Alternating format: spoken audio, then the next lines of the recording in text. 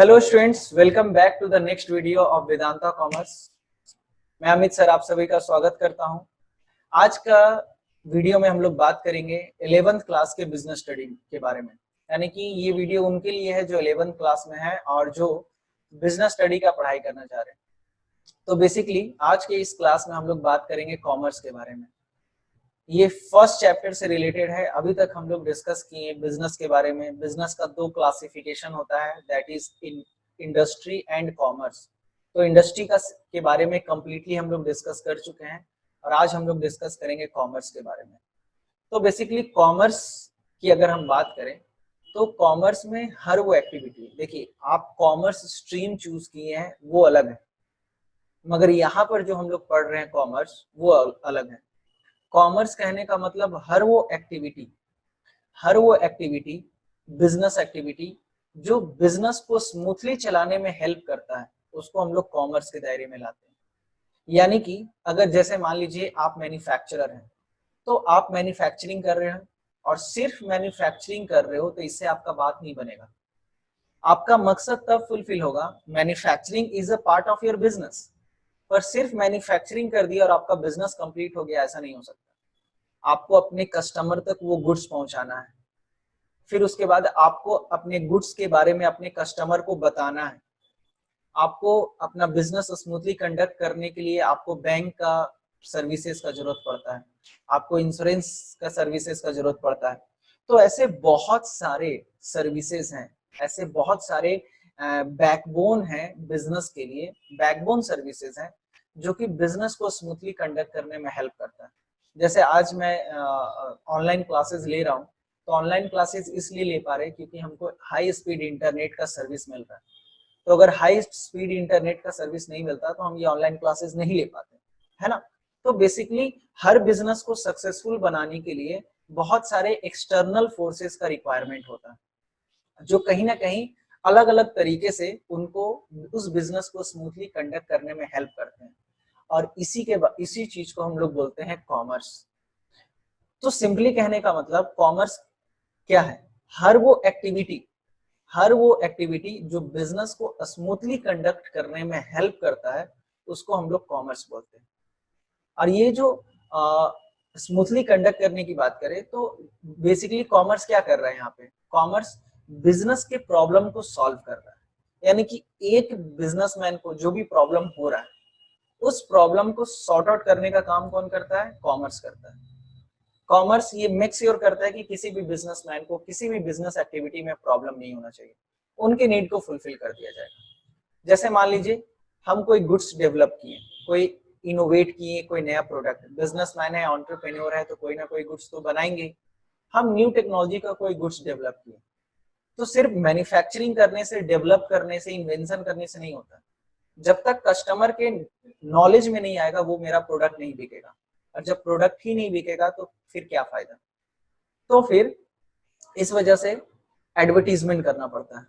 तो advertisement is the part of commerce, क्योंकि advertisement के द्वारा आप क्या करते हो? अपने बिजनेस को अपने कस्टमर तक पहुंचाते हो, अपने प्रोडक्ट के बारे में अपने कस्टमर को बताते हो। तो बहुत सारी एक्टिविटीज हैं जिनके बारे में अभी हम चर्चा करेंगे। तो चलिए सीखने और सिखाने की प्रक्रिया को शुरू करते हैं। देखिए क्या कह रहा है। Commerce refers to all those activity which help directly or indirectly in the distribution of goods to the ultimate consumer. Ultimate consumer, आपको पता है कि मैन्युफैक्चरिंग कहीं और होता है और कंज्यूमर पूरे इंडिया में है। जैसे मान लीजिए आपका फैक्ट्री, आप कहाँ सेटअप करोगे? वैसे इलाका में जहां पर आपको प्लॉट ऑफ लैंड सस्ता मिले, लेबर सस्ता मिले। कहीं भी किसी भी गांव में मान लीजिए आप फैक्ट्री सेटअप किए हैं, या फिर शहर में ही सेटअप किए हैं, कहीं भी सेटअप किए, तो मैन्युफैक्चरिंग तो कोई एक जगह हो रहा है और कंज्यूमर जो है वो चारों तरफ बिखरा हुआ है, चारों तरफ अवेलेबल है। तो कस्टमर तक गुड्स पहुंचा देना सही टाइम पे, सही फॉर्म में, तो ये तभी पॉसिबल है जब आपका कॉमर्स अवेलेबल होगा, कॉमर्स आपको हेल्प करेगा। तो commerce refers to all those activity which help directly और इनडायरेक्टली, या तो डायरेक्टली हेल्प करेगा या तो indirectly, in the distribution of goods to the ultimate consumer. There will be no use of product producing goods unless until these goods reaches to the consumer. आप अगर consumer तक पहुंचा ही नहीं पा रहे हैं तो उस गुड्स का कोई यूज नहीं है. Goods are produced at one place and consumer are scattered all over the different places. So the consumer cannot aware what kind of goods are produced by the manufacturer. फिर एक और problem क्या है कि consumer को पता नहीं रहता कि किस तरीके का गुड्स मैन्युफैक्चरर प्रोड्यूस कर रहा है. Goods are produced in the large quantity and demanded by the consumer in a small quantity. फिर एक और प्रॉब्लम क्या है, मैन्युफैक्चरर एक दो गुड्स नहीं बनाता है, बल्क में बनाता है, लाखों करोड़ों यूनिट बनाता है, मगर consumer 10 piece, 5 piece, 2 piece, 1 piece खरीदता है. तो मैन्युफैक्चरिंग हो रहा है बल्क में और कंजम्पशन हो रहा है, परचेजिंग हो रहा है यूनिट में, है ना. तो ये भी एक प्रॉब्लम है. तो all these problems that is hindrance of place. अब ये क्या है आगे डिस्कस करेंगे. तो ये जो प्रॉब्लम है कि मैन्युफैक्चरिंग कहीं और हो रहा है, सारी जगह कस्टमर बिखरे हुए हैं. मैन्युफैक्चरिंग स्मॉल लार्ज क्वांटिटी में हो रहा है, कंजम्पशन स्मॉल क्वांटिटी में हो रहा है. ठीक है. तो कस्टमर मैन्युफैक्चरर क्या मैन्युफैक्चरिंग कर रहा है और कस्टमर को इसके बारे में पता नहीं. तो ये सब प्रॉब्लम को सॉर्ट आउट करने का काम कौन करता है, कॉमर्स करता है. ठीक है. तो नेक्स्ट टॉपिक है हमारा फंक्शन ऑफ कॉमर्स, कि आखिर कॉमर्स का फंक्शन क्या है, और इसको हम लोग रोल ऑफ कॉमर्स भी बोलते हैं एंड इसको trade and auxiliary to trade भी बोलते हैं. तो तीन का नाम है, एक काम तीन नाम. फंक्शन ऑफ कॉमर्स बोले, रोल ऑफ कॉमर्स बोले and trade and auxiliaries to trade बोले. बात एक ही है. क्या बात एक ही है कि फंक्शन ऑफ कॉमर्स की बात कर रहे हैं. तो कॉमर्स का फंक्शन क्या है, तो टोटल 6 फंक्शन आपको बताया गया. पहला फंक्शन क्या है, helps in removing hindrance of person. Person के प्रॉब्लम को सॉर्ट आउट करने का काम करता है. Helps in removing hindrance of place. Place के प्रॉब्लम को सॉर्ट आउट करने का काम करता है ना. Helps in removing hindrance of time, helps in removing hindrance of exchange and helps in removing hindrance of risk and helps in removing hindrance of knowledge. ठीक है. अब चलिए एक एक करके समझते हैं कि ये क्या होता है. ठीक है. हो सकता है कि आपको कुछ क्लियर नहीं हुआ हो. तो सबसे पहला कह रहा है वर्ड समझिए, हेल्प्स इन रिमूविंग. रिमूव मतलब तो समझ में आ रहा है, हटाना. हिंड्रेंस मतलब होता है रुकावट. Helps in removing hindrance of person. अब ये क्या है सर, तो देखिए आपको पता है मैन्युफैक्चरर मैन्युफैक्चरिंग कहीं और कर रहा है और कंज्यूमर कहीं और कंज्यूम कर रहा है. मगर सबसे बड़ी बात क्या है कि मैन्युफैक्चरर कंज्यूमर को नहीं जानता है और ना कंज्यूमर मैन्युफैक्चरर को जानता है. आप कोई भी गुड्स कंज्यूम करते हो तो आपको पता है क्या कि जैसे आपके घर में ब्रेड यूज होता है ना. कोई भी ब्रेड आप यूज किए तो ब्रेड का मैन्युफैक्चरर कौन है, बाय फेस उसको जानते हो क्या, कभी आप उसको कॉल किए हो, नहीं किए, मगर फिर भी आप उसके गुड्स को कंज्यूम कर रहे हैं. या फिर मैन्युफैक्चरर का गुड्स आपके घर पे पहुंचा हुआ है और आप उसे कंज्यूम कर रहे हैं. क्या मैन्युफैक्चरर आपसे कभी आकर बात किया है कि आप मेरा बनाया हुआ ब्रेड खाना, नहीं. तो आप जान रहे हो कि ना मैन्युफैक्चरर कंज्यूमर को जानता है ना कंज्यूमर मैन्युफैक्चरर को जानता है, फिर भी दोनों के बीच में एक्सचेंज हो रहा है. क्यों? All because of distribution channel, है ना. All because of distribution system, है ना. क्योंकि बहुत सारे मीडिएटर हैं जो मैन्युफैक्चरर से खरीद के एक सिस्टमैटिक चैनल के द्वारा कंज्यूमर तक गुड्स पहुंचाते हैं. होलसेलर खरीदेगा या फिर पहले एजेंसी खरीद लिया, फिर एजेंसी से फिर होलसेलर के पास आया, होलसेलर से रिटेलर के पास आया, रिटेलर से फिर कंज्यूमर के पास आया. तो आप देख रहे हो कि यहाँ पर एक चेन है और ये इस चेन में बहुत सारे लोग जुड़े हुए हैं जो कि कंज्यूमर तक वो गुड्स पहुंचाने का काम कर रहे हैं. तो बेसिकली बहुत सारे पर्सन्स के द्वारा, मीडिएटर के द्वारा, मिडिल मैन के द्वारा इस प्रॉब्लम को सॉर्ट आउट करता है. यानी कि ये जो प्रॉब्लम है मैन्युफैक्चरर कंज्यूमर को नहीं जानता है, कंज्यूमर मैन्युफैक्चरर को नहीं जानता है. इस प्रॉब्लम को सॉर्ट आउट करने के लिए डिस्ट्रीब्यूशन चैनल और इससे जुड़े लोग जितने भी हैं वो लोग कहीं ना कहीं हेल्प करते हैं इस प्रॉब्लम को सॉर्ट आउट करने के लिए, जो कि कॉमर्स के दायरे में आता है. अब आप जानते हो कि इस चीज को जो आप पढ़ रहे हो वो ऑलरेडी आप इसके बारे में जानते हो. आप बचपन से देखते आ रहे हो कि मैन्युफैक्चरर कोई और होता है, सेलर कोई और होता है, और मेरे घर तक जो पहुंचता है वो एक सिस्टम के द्वारा पहुंचता है। तो जो चीज आप फील कर रहे हो, जो चीज आप करते हो, जो चीज आप अपने डे टू डे लाइफ में देखते हो, उसी को हम लोग बिजनेस स्टडी में सिस्टमैटिक मैनर में पढ़ते हैं। तो ये कोई बड़ी बात नहीं है जो मैं आपको बता रहा हूँ, एकदम सिंपल सा चीज है, ठीक है। तो a large variety of goods are produced by a group of persons called producer. Producer के द्वारा प्रोड्यूस किया जाता है। These goods are produced for another group of people for consumer। और किसके लिए प्रोड्यूस किया जाता है? तो कंज्यूमर के लिए किया जाता है। There is no direct relation between producer and consumer। कोई भी रिलेशन नहीं है। तो द ट्रेड सिगमेंट है ना, trade segment of commerce, commerce के अंडर में एक आता है ट्रेड सिगमेंट। ट्रेड सिगमेंट मतलब क्या? ट्रेडिंग, सेल परचेस करना। तो मैन्युफैक्चरर से कौन खरीद लेता है? एजेंसी। एजेंसी होलसेलर को बेचता है, होलसेलर रिटेलर को बेचता है, और रिटेलर कंज्यूमर को बेचता है। तो एजेंसी, होलसेलर एंड रिटेलर, ये जो तीन लोग हैं, इनको कह सकते हैं ट्रेड सेगमेंट। ये लोग क्या करते हैं? खरीद बिक्री का काम करते हैं। ट्रेड मतलब क्या होता है? Exchange of goods and services करना, है ना। तो ट्रेड सेगमेंट जो है क्रिएट करता है a link between producer and consumer. और ट्रेडर, और लास्ट क्या कर रहा है? ट्रेडर, ट्रेडर यानी कि वही दुकानदार, helps in exchange of goods and services from producer to consumer, hence remove the hindrance between producer and consumer. तो सिंपल सा फंडा है। रिमूव करता है कहने का मतलब, helps in removing hindrance of person, मतलब ये जो दोनों के बीच में रिलेशन का कमी है, इस रिलेशन की कमी को दूर कौन करता है? Trade segment. तो कभी कभी आपसे क्वेश्चन पूछ लिया जाता है, बताओ कौन सा कॉमर्स का सेगमेंट हिंड्रेंस ऑफ पर्सन को रिमूव करता है ना? तो आप कहोगे ट्रेड सेगमेंट। बात समझे? चलिए, सेकेंड पॉइंट क्या कह रहा है? Helps in removing hindrance of place.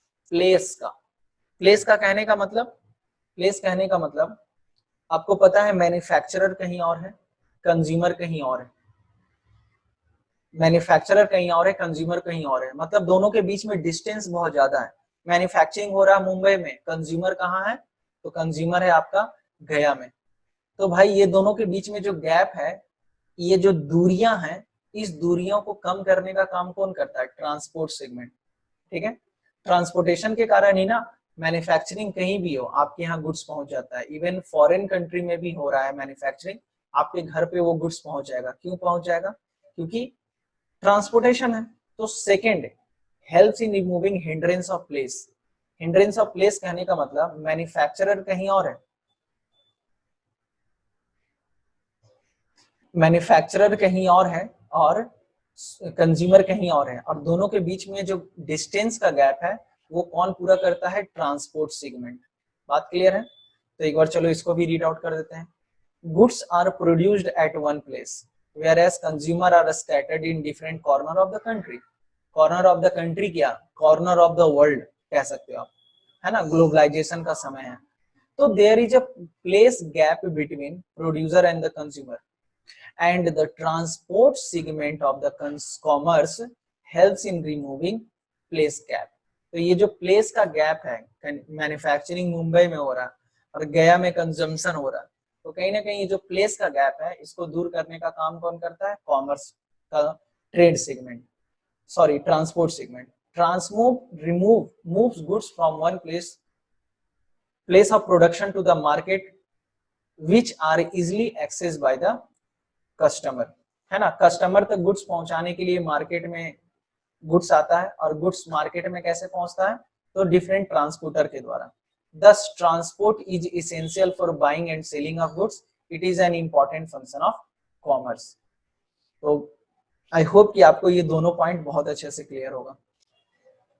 चलिए, तो दो पॉइंट आपका क्लियर है। थर्ड पॉइंट कह रहा है बच्चों, helps in removing hindrance of time. इसका क्या मतलब है? हिंड्रेंस ऑफ टाइम क्या होता है ये समझिए। अब देखिए, बहुत सारा गुड्स आप ऐसा देखते होंगे, मैन्युफैक्चरिंग सालों भर होता है ना। मैन्युफैक्चरिंग सालों भर होता है, मैन्युफैक्चरिंग सालों भर होता है, मगर कंजम्पशन किसी पार्टिकुलर टाइम पे होता है। बहुत सारा गुड्स ऐसा है जिसका मैन्युफैक्चरिंग सालों भर होता है, थ्रू आउट द ईयर होता है, मगर कंजम्पशन किसी पार्टिकुलर पीरियड में होता है। और बहुत सारा गुड्स ऐसा है जिसका मैन्युफैक्चरिंग किसी पार्टिकुलर समय पे होता है, एक दो महीने ही मैन्युफैक्चरिंग होता है, प्रोडक्शन होता है, और कंजम्पशन सालों भर होता है।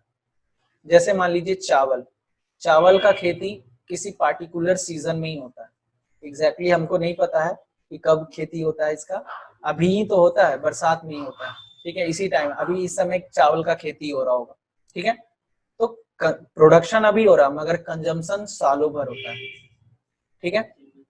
फिर वैसे ही बहुत सारा गुड्स ऐसा है, जैसे मान लीजिए एसी, एयर कंडीशनर, मैन्युफैक्चरिंग सालों भर होता है मगर कंजम्पशन सिर्फ गर्मी के टाइम पे होता है, ठीक है। फिर गर्म कपड़े की बात करें, गर्म कपड़े की अगर बात करें तो गर्म कपड़ा जो है मैन्युफैक्चरिंग सालों भर होता है मगर कंजम्पशन इसका नवंबर, दिसंबर, जनवरी और बहुत ज्यादा तो फरवरी में होता है।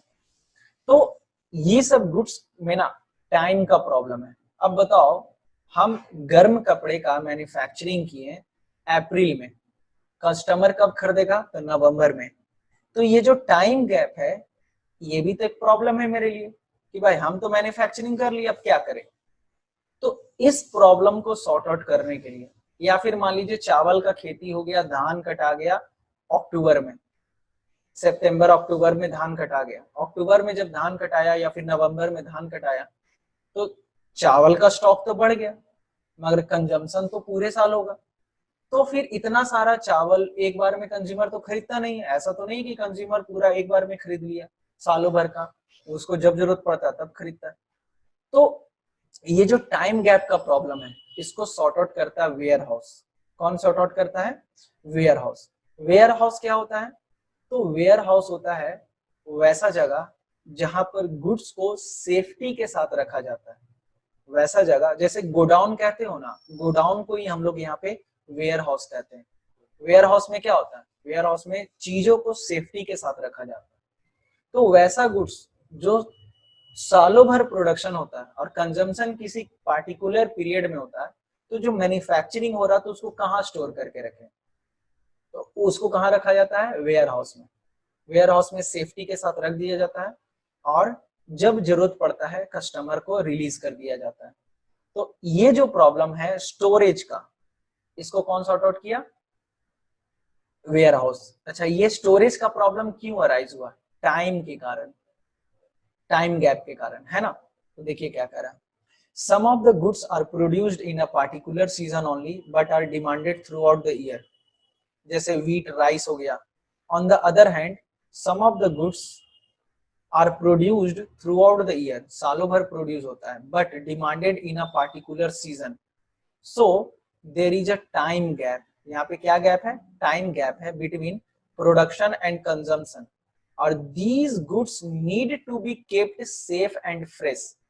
और इस गुड्स को अगर आप अच्छे से नहीं रखें, है ना, आप छाता की बात करें, अम्ब्रेला सिर्फ बरसात में यूज होता है, उसमें भी बहुत सारे लोग ये नहीं यूज करते हैं, है ना। घर में जब छाता खोजो तो एक दो छाता मिल जाए वही काफी है, ठीक है। मगर लोग कितने घर में? तो 6-7 लोग हैं।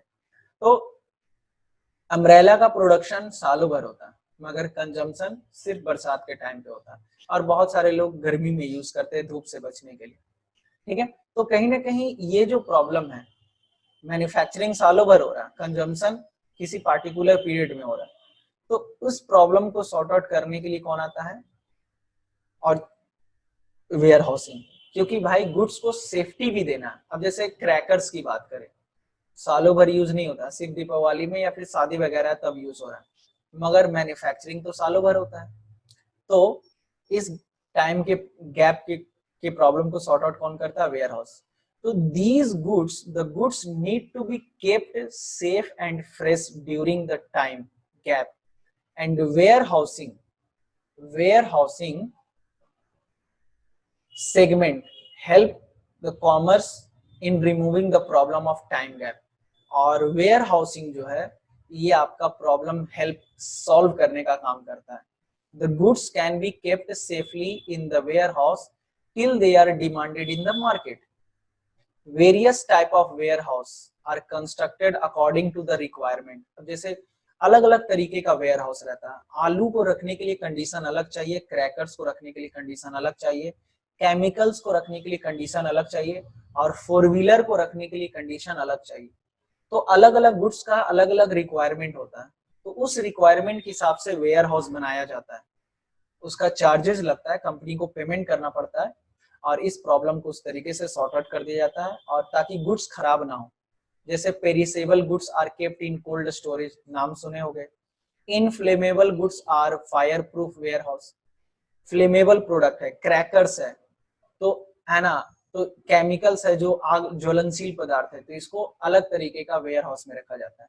ठीक है, चलिए, तो नेक्स्ट पॉइंट है हमारा, helps in removing hindrance of exchange. इसका क्या मतलब है? Helps in removing hindrance of exchange मतलब होता है, देखिए आपको पता है बिजनेसमैन का कस्टमर कहीं और है, बिजनेसमैन कहीं और है, बिजनेसमैन को बहुत सारा मनी का लेन देन करना पड़ता है, एक्सचेंज करना पड़ता है, ठीक है ना। तो ये प्रॉब्लम को सॉर्ट आउट करने के लिए कौन आया? बैंक, बैंकिंग बिजनेस, है ना। ये क्या करता है, आपके जितने भी एक्सचेंज हैं, आपको अपने कस्टमर से पैसा मंगवाना है, अपने महाजन को पैसा देना है ना, तो जो भी पैसा डालना है भाई अकाउंट में डाल दें भाई, पेमेंट करना अकाउंट से। जैसे अभी आप लोग ऑनलाइन पेमेंट करते हो, जो नहीं आना चाहते हैं मेरे पास फिजिकली कैश देने के लिए, वो ऑनलाइन पेमेंट करके स्क्रीनशॉट शेयर कर देते हैं। तो कहीं ना कहीं एज अ बिजनेसमैन हम देखें तो हमको भी ये एक्सचेंज का जो प्रॉब्लम है, हम अपना नॉलेज एक्सचेंज कैसे करें? एक्सचेंज नहीं कर रहे हैं, हम क्या कर रहे हैं? डिस्ट्रीब्यूट भी नहीं कर सकते, इसके लिए प्रॉपर टर्म होगा इम्पार्ट करना, है ना। हम अपने नॉलेज को क्या कर रहे हैं? इम्पार्ट कर रहे हैं आपके साथ, और आप बदले में एक्सचेंज के तौर पे क्या दे रहे हैं? पैसा दे रहे हैं। तो ऑब्वियस सी बात है, बैंक हेल्प कर रहा है मुझे यहाँ पे। तो वैसे ही बहुत सारे बिजनेसमैन हैं जिनको हेल्प कर रहा है बैंक। तो बैंक किस तरीके से हेल्प करता है? चेक का सर्विसेज देता है, अकाउंट ट्रांसफर का सर्विसेज देता है इंटरनेट के थ्रू, या फिर कैश का डिपॉजिट, कैश का लेन देन। तो ये भी एक तरीके का प्रॉब्लम है जो कि बिजनेसमैन को फॉलो फेस करना पड़ता है। तो कॉमर्स के अंदर में ही आता है बैंकिंग बिजनेसेस, और ये कहीं ना कहीं एक्सचेंज के प्रॉब्लम को सॉर्ट आउट कर देता है। मान लीजिए आप विदेश में बेच रहे हो, तो भाई विदेशी कस्टमर जो है उसके पास तो डॉलर होगा, तो वो आपको देगा डॉलर, और डॉलर तो इंडिया में चलेगा नहीं। तो फिर आप क्या करेंगे? उस डॉलर को कन्वर्ट करेंगे इंडियन रुपी में बैंक के द्वारा, है ना। वैसे इंस्टीट्यूशन से आप एक्सचेंज करेंगे जो एक्सचेंज करने का काम करती है। तो बेसिकली ये प्रॉब्लम को भी सॉर्ट आउट कौन करता है? कॉमर्स। तो देखिए क्या कह रहा है, the goods and services produced by the manufacturer and sold to the buyer in exchange of money, है ना, मनी के एक्सचेंज में किया जाता है। The common medium of exchange is circulated by the banking branch of commerce. और ये जो एक्सचेंज जो है वो ऑब्वियस सी बात है किसके थ्रू आज के डेट में किया जाता है? ज्यादातर बैंक के थ्रू। The bank help the buyer and seller in making and collecting payment, payment करना है या फिर कलेक्ट करना है, दोनों में आपको हेल्प करता है। Now the businessman can send money from one place to another by bank draft, cheque. बस यही ऑप्शन नहीं है, ड्राफ्ट भी है, चेक भी है, ऑनलाइन भी है, एनईएफटी, आरटीजीएस, है ना, इंस्टेंट पेमेंट, बहुत सारा तरीका है, गूगल है, गूगल है, फोन पे है। तो banks are also financing businessman by granting loan to them, credit facility. और कहीं ना कहीं लोन देने का भी काम करता है, बिजनेसमैन को लोन चाहिए, क्रेडिट चाहिए, वो भी देता है। तो banks are helping in external trade also. External trade मतलब क्या? वो ट्रेड जो फॉरेन कंट्री के साथ किया जाता है उसको कहते हैं external trade. Also by issuing letter of credit and by providing foreign currency, foreign currency दिया जाता है। लेटर ऑफ क्रेडिट क्या होता है ये हम लोग आगे चर्चा करेंगे। ये जो लेटर ऑफ क्रेडिट वर्ड देख रहे हैं, ये इसके लिए एक बहुत अलग से आपको क्लास देंगे हम, जिसमें सिर्फ लेटर ऑफ क्रेडिट समझाएंगे क्या होता है एक्चुअली। तो अलग टर्म है, आपको सिखा दिया जाएगा, आपके सिलेबस में है ये, ठीक है। फॉरेन करेंसी को एक्सचेंज करने का काम कौन करता है? तो बैंक करता है, ठीक है। आई होप कि आपको ये क्लियर होगा, ठीक है। Helps in removing hindrance of exchange. Next point आपका क्या कह रहा है, helps in removing hindrance of risk, है ना। अब आपको पता है कि बहुत जितने भी बिजनेसमैन हैं कहीं ना कहीं उनके बिजनेस के साथ रिस्क एसोसिएटेड होता है। रिस्क कहने का मतलब रिस्क ऑफ फायर आप कह सकते हो, है ना। बहुत सारे बिजनेसमैन को लगता है कि उसके बिजनेस में आग लग गया तो करोड़ों रुपए का इन्वेस्टमेंट रहता है। फिर ट्रांसपोर्टेशन हो रहा है, एक्सीडेंट होने का चांसेस हो सकता है कि आपका गुड्स जाते जाते रास्ते में एक्सीडेंट हो गया, है ना। तो बहुत तरीके का रिस्क एसोसिएटेड रहता है किसी भी बिजनेसमैन के साथ। उस बिजनेसमैन के रिस्क को रिड्यूस करने या फिर एलिमिनेट करने का काम कौन करता है, इंश्योरेंस कंपनी। तो इंश्योरेंस कंपनी जो है ये कॉमर्स का पार्ट है, बात समझे। तो सिक्स्थ पॉइंट आपका क्या कह रहा है, helps in removing hindrance of risk. Risk किस तरीके का, रिस्क ऑफ लॉसेस। रिस्क किसी भी तरीके का हो सकता है, loss by fire, loss by theft, है ना, loss in transportation, loss in transit. तो इस सारे लॉसेस को कंपनसेट करने का काम कौन करती है, इंश्योरेंस कंपनी, ठीक है। तो there are different type of risk which are businessman has to face. The insurance branch of commerce, है ना, क्या कह रहा है, insurance branch of commerce helps in removing hindrance of risk by providing protection and compensation to the insured, है ना। और company क्या करता है, इंश्योरेंस इंश्योर्ड पर्सन को, इंश्योर्ड बिजनेस को प्रोटेक्शन देने का काम करता है। अच्छा, खास बात आपका क्या है कि इंश्योरेंस के ऊपर एक अलग से चैप्टर आपको पढ़ना है कि इंश्योरेंस कंपनी क्या होता है, प्रिंसिपल ऑफ इंश्योरेंस क्या होते हैं, इंश्योरेंस में कितने पार्टीज होते हैं, इंश्योरेंस कैसे वर्क करता है। तो पूरा केस स्टडी आपको करना है इंश्योरेंस के ऊपर, तो ये आपको और अच्छे से समझ में आएगा आने वाले चैप्टर्स में। Insurance company agree to undertake make good the loss suffered by the businessman. Insurance company क्या कहता है कि भाई आप मुझे प्रीमियम दीजिए और मैं आपके जितने भी लॉसेस हुए हैं, है ना, सारे लॉसेस को नहीं, लॉस बाय फायर, है ना, loss in transit, loss of storage, है ना, ये सब लॉसेस की बात हो रही है। आपको इंश्योरेंस चैप्टर में बताएंगे कि किन लॉसेस को कवर किया जाता है, कौन से लॉसेस को कवर नहीं किया जाता। सफर्ड बाय द बिजनेसमैन, तो किसी भी तरीके का लॉसेस अगर होता है तो बिजनेसमैन की लॉसेस को कंपनसेट करने का काम इंश्योरेंस कंपनी करता है, और ये भी एक तरीके का क्या है, सर्विसेज है। Common type of risk covered are insurance by insurance company है, क्या कह रहा है, गुड्स ड्यूरिंग ट्रांजिट, स्टोरेज में, फायर, फ्लड, रेन वगैरह वगैरह, ठीक है। तो फिफ्थ पॉइंट आपका क्या है, helps in removing hindrance of risk, और इस रिस्क को कौन एलिमिनेट करता है, इंश्योरेंस सेगमेंट, ठीक है। तो चलो एक बार रिवाइज कर लेते हैं। सबसे पहला आपका क्या था, helps in removing hindrance of person, ये कौन रिमूव करता है, ट्रेड सेगमेंट, है ना। Helps in removing hindrance of person कौन रिमूव करता है, hindrance of trade segment. Helps in removing hindrance of place, कौन रिमूव करता है, तो ट्रांसपोर्ट सेगमेंट, ठीक है। Helps in removing hindrance of time, time gap के प्रॉब्लम को कौन सॉर्ट आउट करता है, वेयर हाउस, ठीक है। Helps in removing hindrance of exchange, exchange के प्रॉब्लम को कौन सॉर्ट आउट करता है, बैंक ब्रांच ऑफ कॉमर्स, ठीक है। और helps in removing hindrance of risk, risk को कौन एलिमिनेट करता है, तो इंश्योरेंस, है ना, insurance branch of commerce. And last है आपका हिंड्रेंस ऑफ नॉलेज। नॉलेज कहने का मतलब, आपको पता है कि मैन्युफैक्चरर बहुत तरीके का गुड्स मैन्युफैक्चरिंग करता है, इनोवेट करता है, वैल्यू एडिशन करता है। अब जब तक कंज्यूमर को पता नहीं चलेगा तब तक कैसे कस्टमर का नीड क्रिएट होगा, या फिर कस्टमर को उसके बारे में पता कैसे चलेगा। तो ऑब्वियस ही बात है, ये जो इंफॉर्मेशन है कि मैन्युफैक्चरर क्या प्रोड्यूस कर रहा है, मैन्युफैक्चरर के पास कौन सा गुड्स है आपको बेचने के लिए, वो किस तरीके से आप तक वो पहुंचाता है, एडवर्टीजमेंट के थ्रू। तो ये जो नॉलेज का प्रॉब्लम है कि मैन्युफैक्चरर क्या प्रोड्यूस करता है और क्या नहीं प्रोड्यूस करता है, इस प्रॉब्लम को सॉर्ट आउट कौन करता है, एडवर्टीजमेंट। जैसे आज के डेट में देखो, टीवी खोलोगे, हर कंपनी इम्यूनिटी बूस्टर का बात करता है। पहले बॉर्नविटा इम्यून सिस्टम बूस्ट नहीं कर रहा था, मगर आज के डेट में ऐड देखोगे तो 8 तरीके का इम्यूनिटी बूस्टर डाल दिया, पता नहीं कहां से, ठीक है।